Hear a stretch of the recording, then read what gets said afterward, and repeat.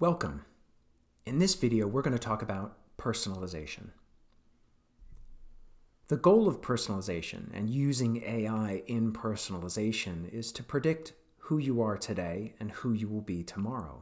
Not just for you, obviously, but for everyone around the world, which is quite a complicated task when there's something like 3 billion people connected to the internet using something like 15 billion devices.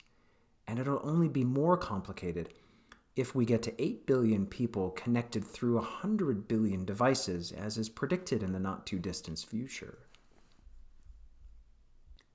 In order to personalize predictions, AI systems start with perhaps the data that we offer up about ourselves.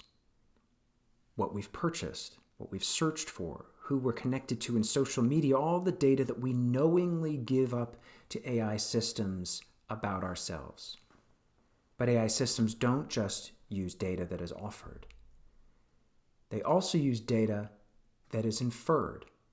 So there's data that are from sources we know about because we've contributed, but also data sources of things that we don't know about, as AI systems infer things about each of us based on the collective information that has been captured around the world. All of this data is captured and used with the aim of creating the most personal view of each individual. And the reason we do this is that understanding futures, understanding all human futures, is a valuable business. Let's walk through an example of how we might personalize an experience for a customer.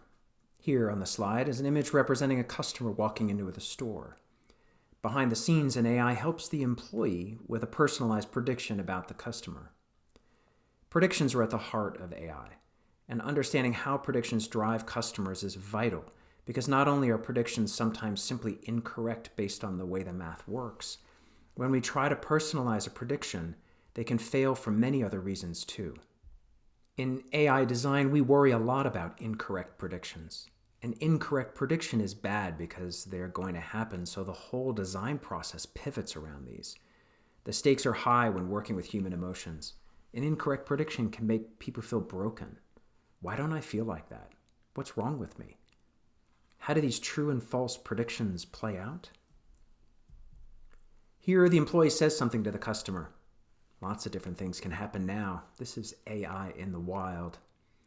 The customer experience could be seamless, efficient, and easy. How good does it have to be the first time for the whole idea not to be abandoned? This depends on how you set expectation and what people's mental models are.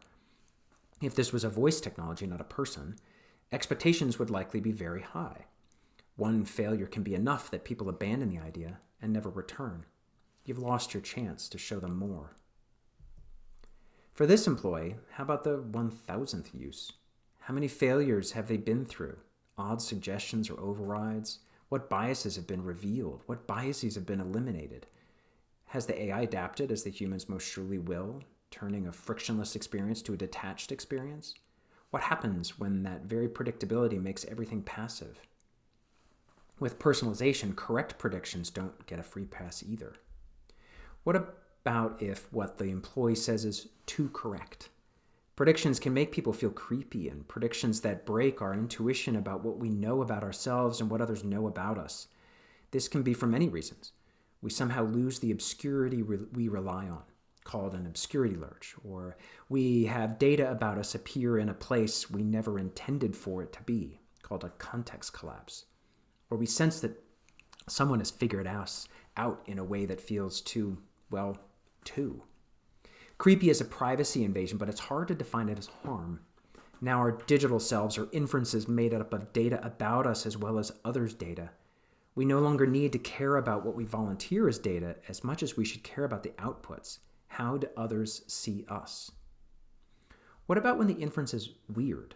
What skills does this employee need? What do they look and listen for that they can do better than a machine? Tonality, posture, expression. What biases are they dealing with themselves? And what about others that see the other side? Is the AI correcting for bias or providing the objective facts? What about when it's so correct that she didn't even know it herself? Like here, indeed a moment of delight, an unknown preference, a shift in our perception of the world, a moment of serendipity or cultural curation that humans delight in. Pleasure, novelty, learning. This is good, right?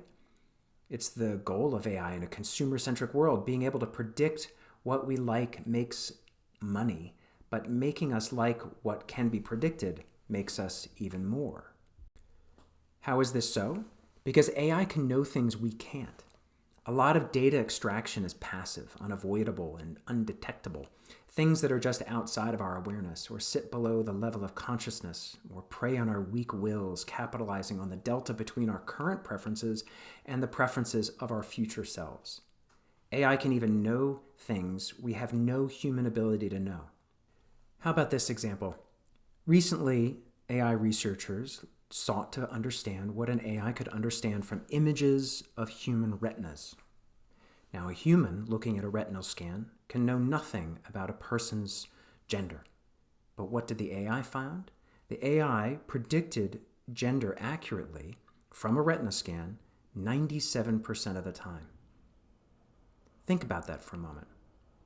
97% of the time.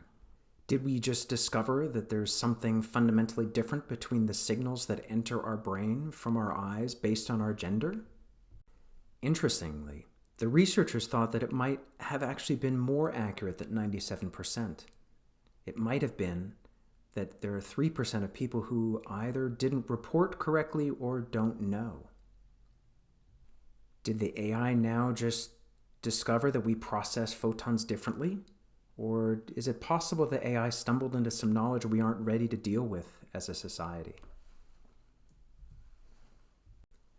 It turns out that in many situations, computers are much better than we are. We may be personality prediction machines, but computers can beat us at our own game.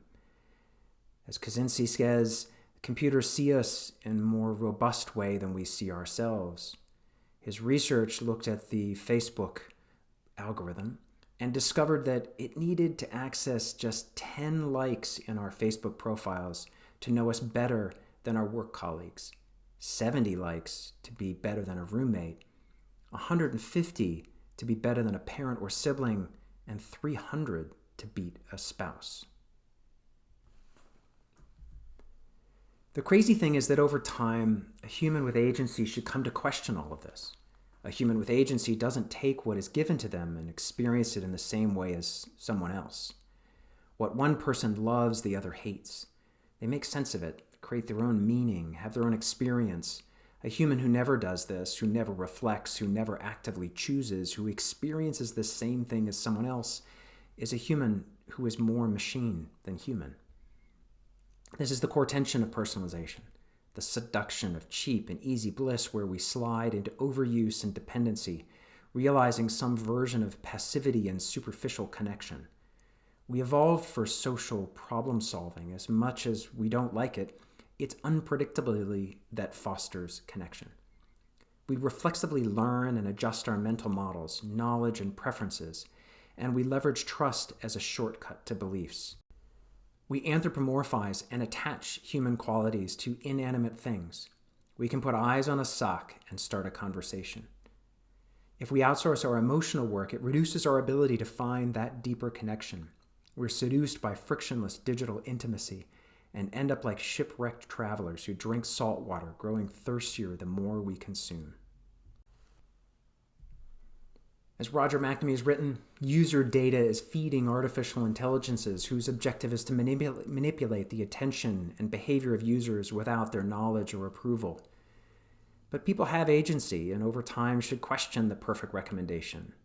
Was this really what I wanted? AI can work below the levels of our conscious awareness. As AI designers, we need to understand what skills employees need in order to maintain everyone's agency, because working together to solve problems is what connection is all about.